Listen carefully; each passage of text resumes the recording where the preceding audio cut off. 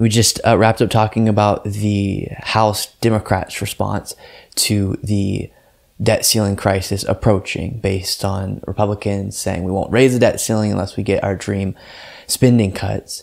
And such a dangerous decision, so irresponsible. Now I want to show you some of House Republicans' response, starting in this segment with Marjorie Greene. As we get closer, as a deal has not been made between House Republicans and Biden and Democrats, because even though Biden is negotiating, he shouldn't be. He shouldn't allow them to leverage our economy and the well-being of Americans and the global economy. They shouldn't threaten to crash the global economy by not raising the debt ceiling to get dream policy items. That would not be a good precedent to set. If Democrats did that, hey, we want universal health care. Not that we have enough Democrats right now to get that, who support that. But let's say we did.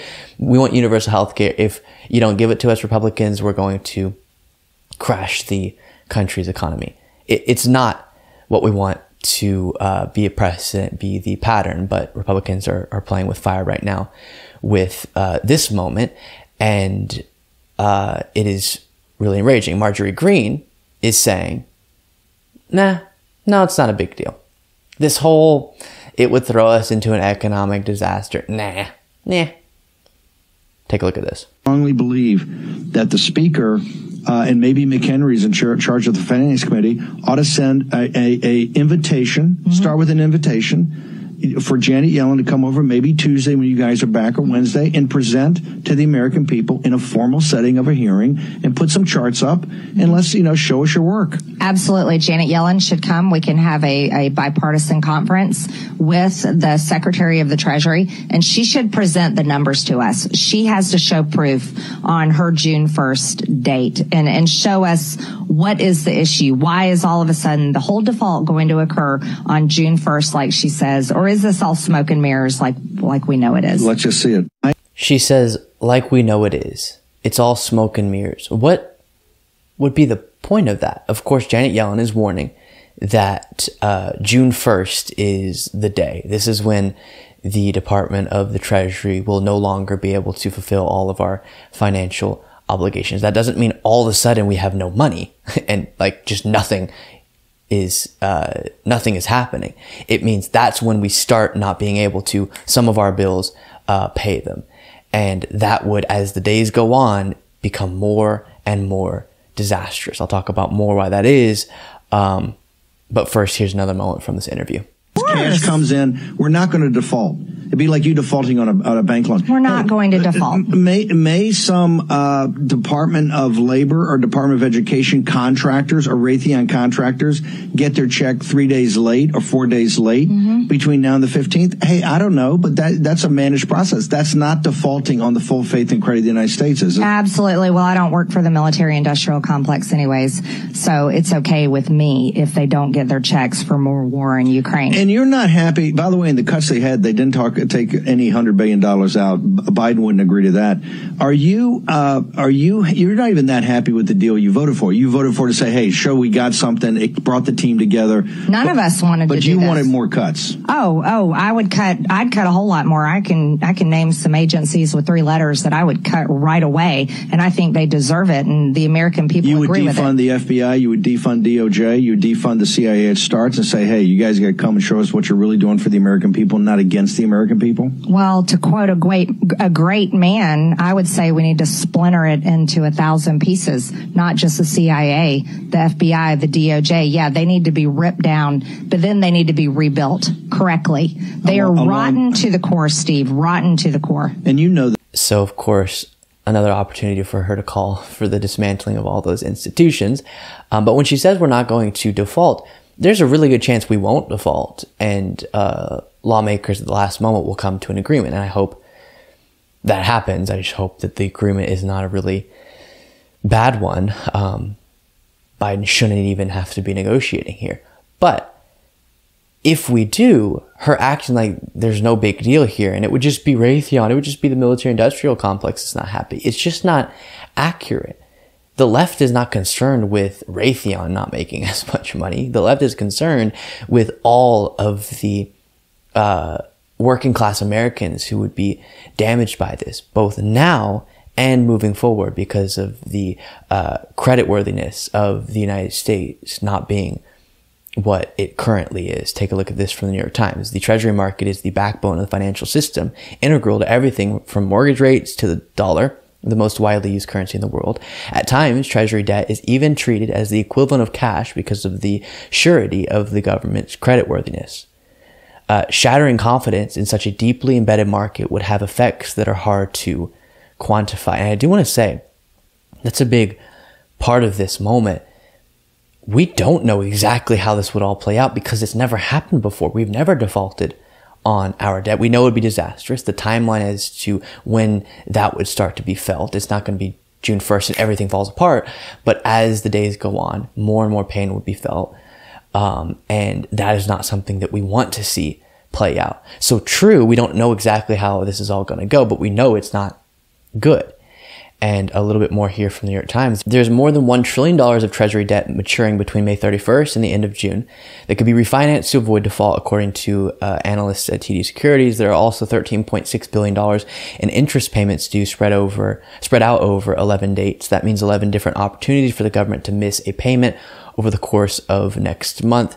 FedWire, the payment system, closes at 4:30 p.m. If a payment due is not made by this time, at the very latest, the markets would begin to unravel. Stocks, corporate debt, and the value of the dollar would probably plummet. Volatility could be extreme, not just in the United States, but across the world. In 2011, around when lawmakers struck a last-minute deal to avoid breaching the debt limit, the S&P 500 fell 17% in just over 2 weeks. The reaction after a default could be more severe. So right now, as I'm sure you're aware, Treasury Department securities are very safe investments. People very much trust the U.S. government's ability to fulfill its financial obligations. If that is no longer the case, that's going to hurt us for a very long time. If the creditworthiness is damaged so severely because we start missing payments, because the debt ceiling is not able to be raised, and thus we aren't able to fulfill those financial obligations, that is not good today and moving forward.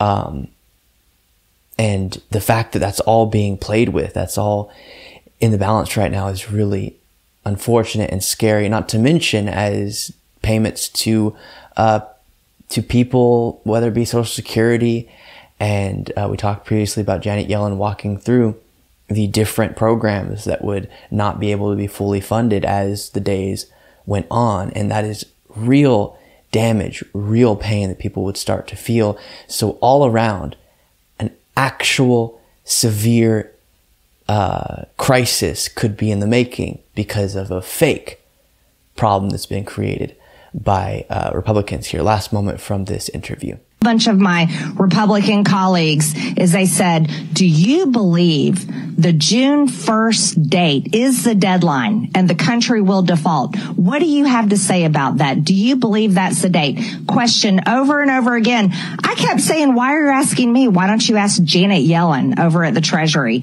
Because she's the one that set the date. And, so why are they running around asking Republicans? I tell you why, Steve. They do this to build a pressure cooker campaign. They work for the left. They work for Joe Biden. They want to get Republicans all up in a tizzy. Let me tell you something. We are cool as a cucumber. We're cool as a cucumber because we aren't concerned over it. Really vile. She's proud of the fact that she's not concerned. She's cool as a cucumber. Republicans, we just don't care. You should care. You should care. You shouldn't be cool as a cucumber. You're about to cause us to enter an economic situation that will cause so much pain for countless Americans. You shouldn't feel cool as a cucumber about that. And this strange talking point now that I'll show you Kevin McCarthy is sort of getting on board with is so pointless. Oh, June 1st, is that the exact date that the exact things you're saying are going to happen? We've never been in this moment before. What we know is starting as early as June 1st, the effect of your actions and the effect of not having the debt ceiling raised will start to become present. And that's not something we want to see. I don't even know where this is coming from. Is she just denying that us not being able to fulfill financial obligations would not happen, that we would just magically, even though we wouldn't be able to take on more debt to do so? And then she's so proud of the fact that I don't really even care about this. I'm cool as a cucumber. It doesn't matter to me. It should matter because you're about to cause so much pain for so many people. Why? To leverage your power to cause pain by spending cuts. So either option that Biden has on the table, at least in the eyes of y'all, they're both bad. And as we've been talking about, the sway of Marjorie Greene and these types of Republicans is significant within this modern GOP. Here's Kevin McCarthy also trying to downplay the significance of what they might be about to cause. Right. You would not use the word catastrophe based on that answer?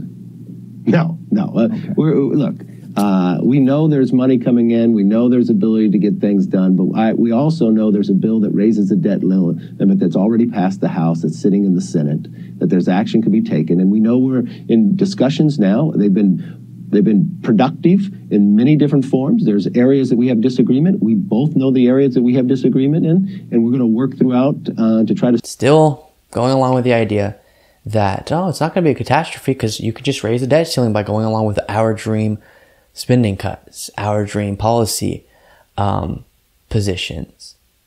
We do not want to have a precedent where the debt ceiling is used as leverage to get concessions from other parties every single time the debt ceiling comes around. We shouldn't have a debt ceiling. It's pointless.